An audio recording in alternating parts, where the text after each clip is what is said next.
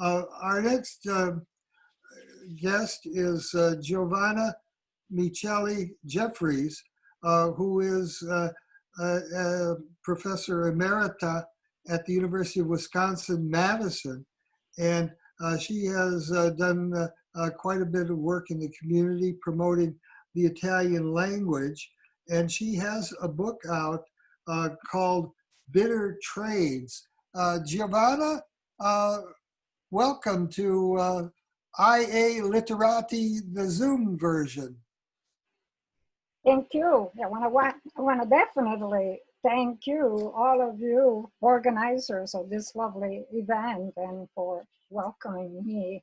I think, just splendid. I've been learning so much, and I'm really moved quite a bit, by this stories, etc. And I just can see how, no matter how immigration or generations are lived, there is always this blueprint that intersects constantly.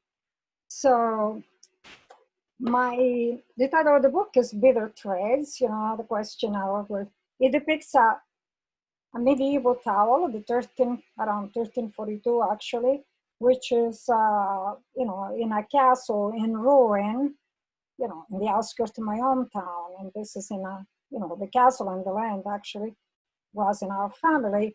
My great-grandfather, whom I talked about at the beginning, bought that land, and then eventually, and fortunately now is in the end of the municipal government, our little town, small town in the south of Sicily called Ribera, and is now fortunately been restored as an archaeological park, you will call it. The book is also available in Amazon if you want to get it, in addition through the publisher, published in 2018. So after I said that, Dominic and Fred's contextualized, discussion about saving and stories, and also Fred about words, nouns and verbs, that echoed in my mind a quotation from Reno Price, a poet, actually died a few years ago, that I've always used at the beginning of my book presentation. And it's always very harrowing for me, though, I do think and realize what is hyperbolic in the language. And it goes like that. A need to tell and hear stories is essential to the species Homo, and I had femina, sapientes. Second in necessity, apparently, after nourishment and before love and shelter. Millions survive without love or almost none in silence. End of quote. So I recognize the immense power of this, excuse me, reflection and truth, but I always been a realist. I recognize the hyperbolic language too, because I harbor in my mind's eye a pervasive, stubborn criteria about what is essential to human survival.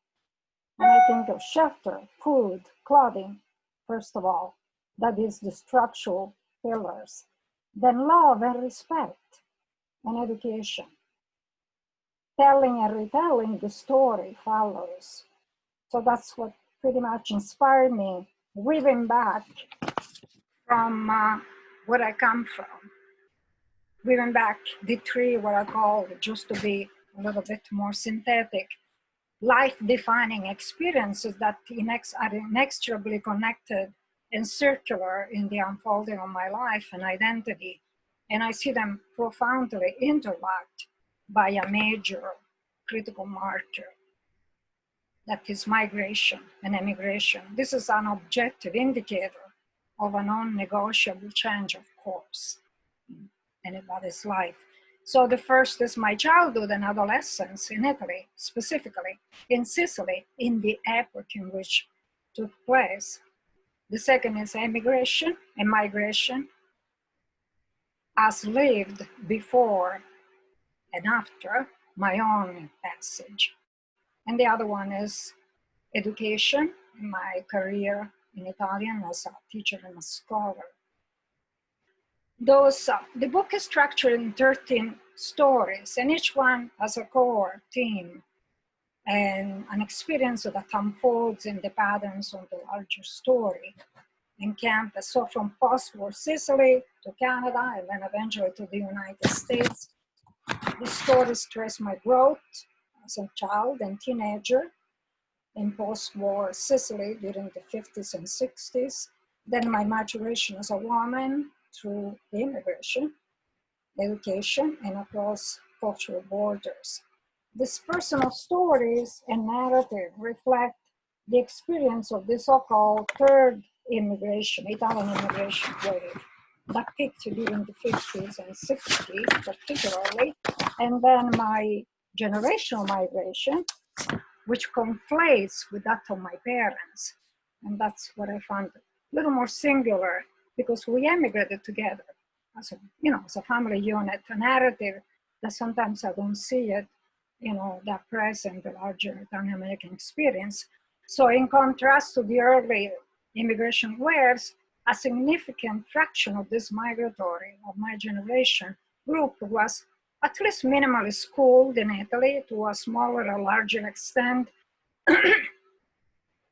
some through high school and even further in the new destination. Many of them, like me, took jobs in factories as separate from and at times concurrent to intellectual work, college and postgraduate studies for some lucky one. So the questions that I wanted to unveil again and unfold are: what is it like to be a child and an adolescent, making sense of the contradictory side effects of my town endemic immigration, flickering opportunity, abandonment, what it's like living through the political and psychological Cold War of that period of the 50s, especially in a war still devastated Sicilian town, still scared by bombs, gutted house, people incessantly talking about war and the imminent other war, nuclear war that they were fearing. And how does a young child and then a maturing adult like me processes and makes sense of the legacy of a great grandfather whom I met before he died and learned from in innumerable narrative and the family, the man of honor, the don of my town, the unsurpassable paragon of virtue, generosity, that nobody in the family ever addressed to utter the word mafia. Is there such a thing as an old-fashioned mafia? But most of all, what is it like growing up in a migratory culture? So there is perhaps no more universal constant than migration in human history. And though each one lives it and processes it differently, we can see, as I said, that these blueprints, that they are pretty much pervasive. I am not a refugee, but I perceived and processed and experienced in my childhood and adolescence migration as a collective social and economic phenomenon, almost endemic in my hometown. And at the same time, directly in my own home and at a very early age and for an extended period of time before I became myself an immigrant. I could say I was nourished in that experience. My father emigrated in Venezuela when I was 7, worked there with his family for 10 years, sending, communicating by mail and sending regular remittances. In the street where I lived, with the exception of 2 households, all others had at least one member of the family emigrated either in North or in South America. So how all this prepared me for my own migration and passage. Obviously, growing up highly affected by immigration made me prejudiced, fearful, and ashamed as I internalized the precariousness, the insecurity in my hometown all along, and I tried to absolutely block it from my imagined future as I was growing up. This imagined future could know, contemplate, wish immigration. In the place where I was growing up, I had an identity. I felt a sense of self-worth. My friends and their family value me, my teachers value me, grandparents, my parents, even though they were distracted many times. I had dreams and ambitions that together with all of this above molded an identity that eventually would be shattered and crumbled in the anonymity of North American metropolis, in the linguistic scarcity, especially in syncopation of, and in the congealed constraints, but necessary for survival of the immigrant's way and perspectives. My education and my career path in Italian as a teacher and scholar began in Montreal when I was 18, where, in addition to my jobs, on Saturday morning, I was teaching children of recent Italian immigrants like myself, Italian. And then becomes ultimately a quest to trade longing and loss for tangible and intangible forms that weaved unforeseen, intriguing patterns of a modest, I would say, American dream in the midst of following an Italian dream. And with it, the daily negotiations between two cultures, two languages, two families. Once I married an American, values, different expectations, demands from my Italian family, my loyalty to them. So this identity of foreignness, of Italianness, seemed to precede me like a banner. Where are you from? What brought you here? Why did you leave? My students or people, they hear me talking about. And not always out of sheer curiosity or pride, often just genuine surprise. How could I explain to them, and do I need each time in few key sentences, the wider picture, the variegated context that predated and fairly me? So it eventually required a story. That's what I started and I wrote. Thank you. Thank you very much, Giovanna. This is Anna. I do have a question from the chat. It is from a fellow author, Rosie D'Alfonso, who is joining us from Italia. And she writes, my grandparents were from Sicily as well. Do you think that Sicilian immigrants were peculiar, in any way different from others, I mean? Could we consider any reference to questione meridionale? Oh, by all means. Yeah, definitely.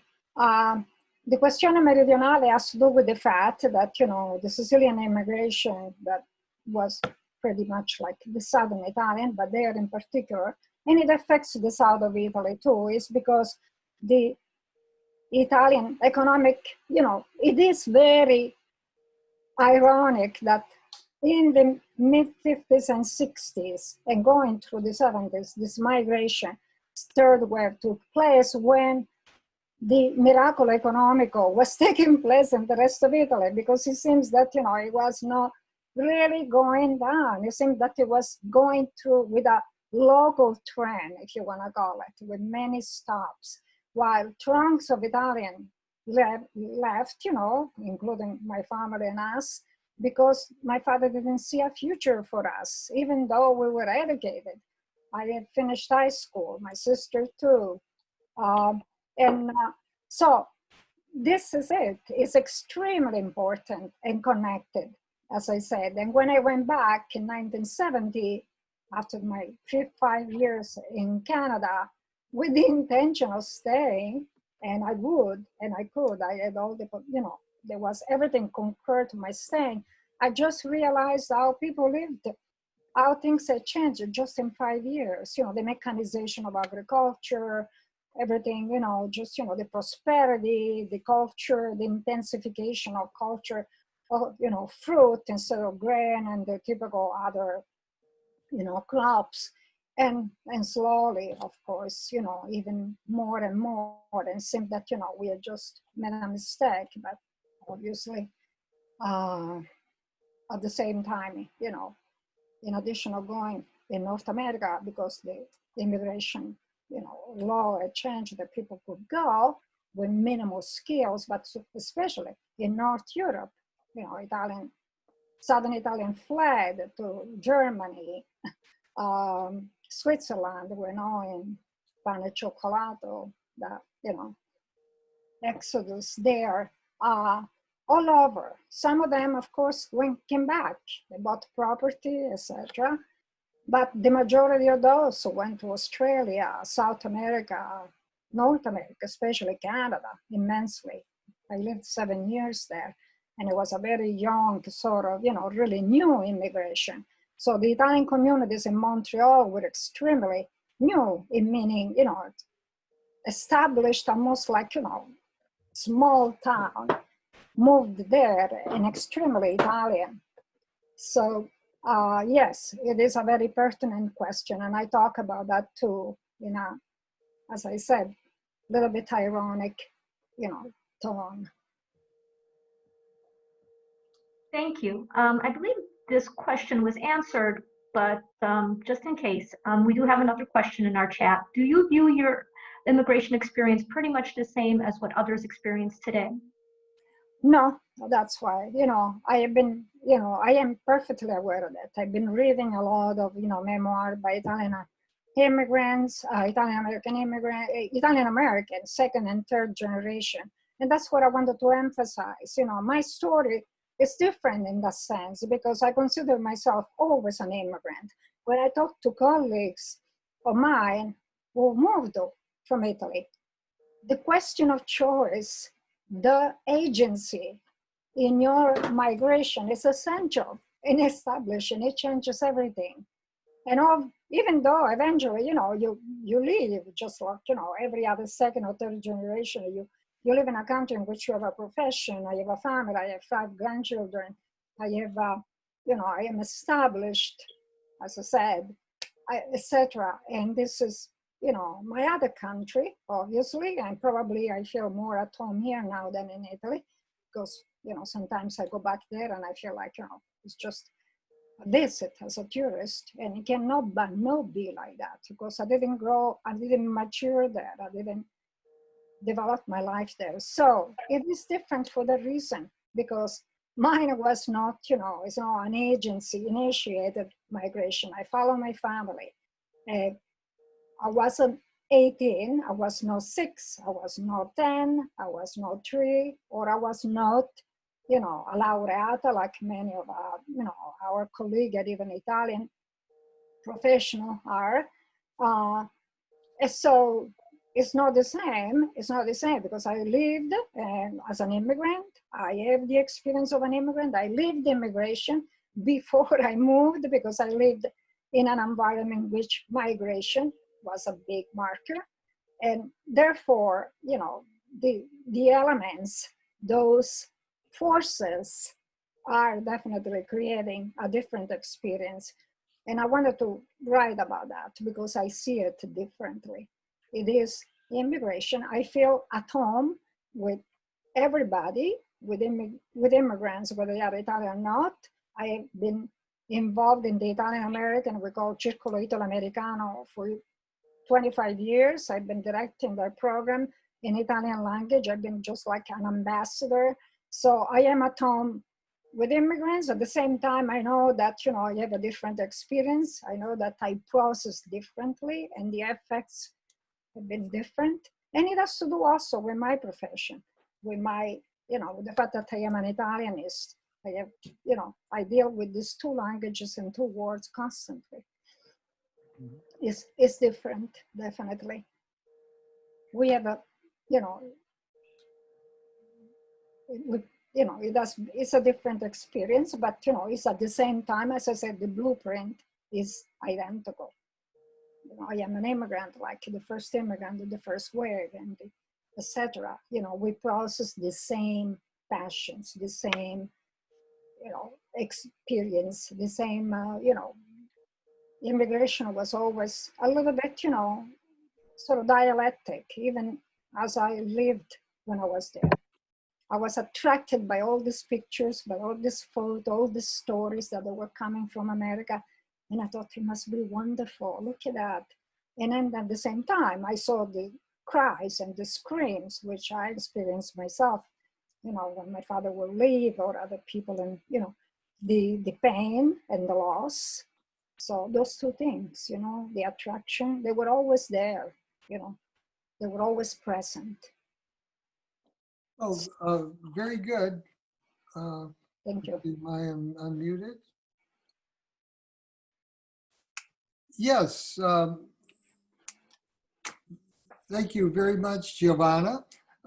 You'll have to come down to Casa Italia sometime in person and visit us on a Wednesday. Speaking of I'll make Casa, a point, definitely. okay, well, you could come in. If you cook, you could come early and cook for us too. Yes, thank you.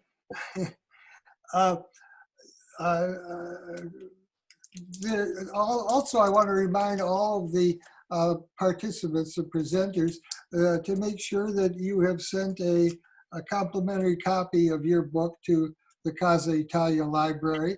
Sure. We operate without a budget, and we don't really have money to buy books, so we appreciate every donation. And also, you might want to visit the tiny URL.com/Casa Library. tinyurl.com/Casa Library.